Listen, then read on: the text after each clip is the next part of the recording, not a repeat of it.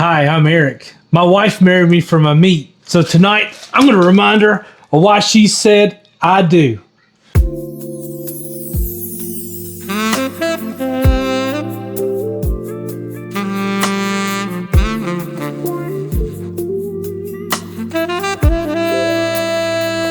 Tonight, my wife wanted some beef, so I got some tri-tip.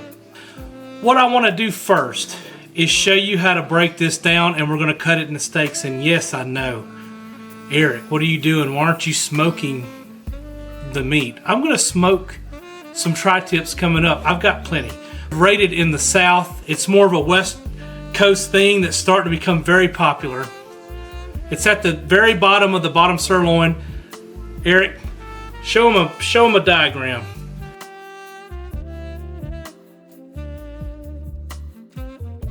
So what we're going to do today is cut this into steaks. Now, first thing we need to do is just hone our knife.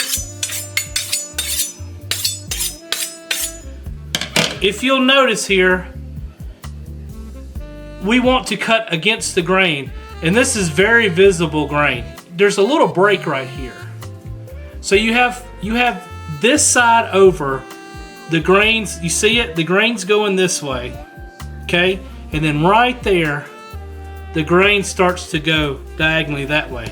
So the first thing we're gonna do is cut right on that grain line to make sure that we don't mess up the steaks. So, another thing I wanna do is trim just a little bit of this fat. You can definitely leave this fat cap on, and I'm going to leave some. But you just wanna get some of that excess off. You see here, first of all, look how beautiful that marbling is. We're going to take a lot of that off. We don't need all that. When we're smoking it, I ain't touching it.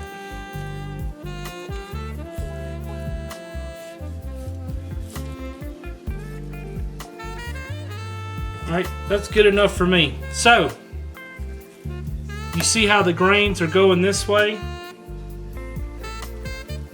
We're going to cut our steaks the opposite way the grain, because if you cut it with the grain, it's going to be real stringy and one fiber of muscle, and that it'll cook, but like it'll eat terribly. So we're going to just cut, let's see here.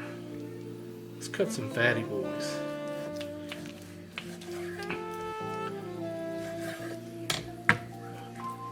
Oh my gosh, look at that.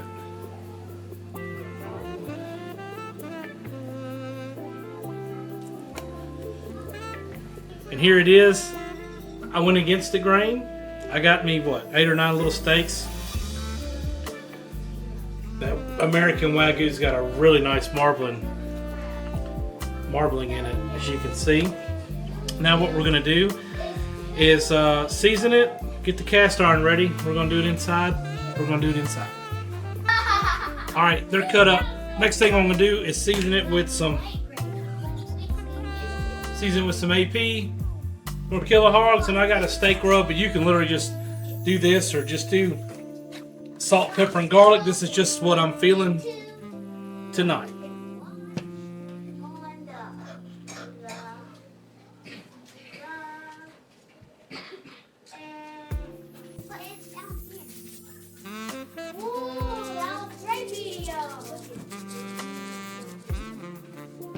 Make sure to season both sides of your meat.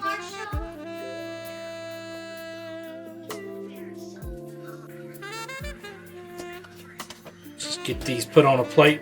Let them come to room temp. You gotta wait till this pan's ready and this heat is hot. We're gonna get a good sear on these steaks. We're gonna cook them to medium rare. We are not gonna cook to time. We're gonna cook to temperature. So please get you a Thermopro or any kind of thermometer if you can. I got this thing ripping. It's smoking. It's ready to go.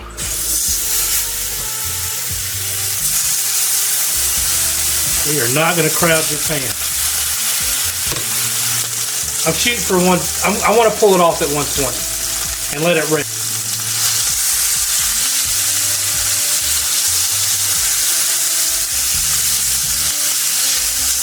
Look at that steel.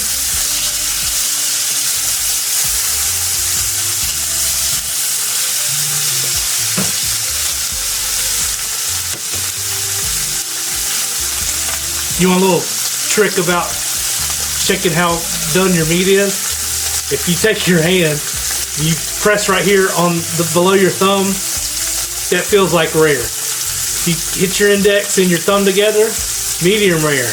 Middle finger, thumb, medium. Don't even go past that. Look at that crust. We're ready. That didn't take but a few minutes. Let's cook some of these smaller ones together so they'll have about the same cooking time. How's your day? Good? Me too. I'm really glad you're here. I just want you to cook better at the house for your lady, or your man, or your kids. My kids ain't gonna eat this.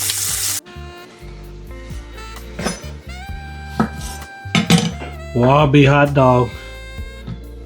Wallaby medium rare. Let's check another one. Wallaby medium rare. Boys, listen. I don't care what piece of meat it is that you're grilling.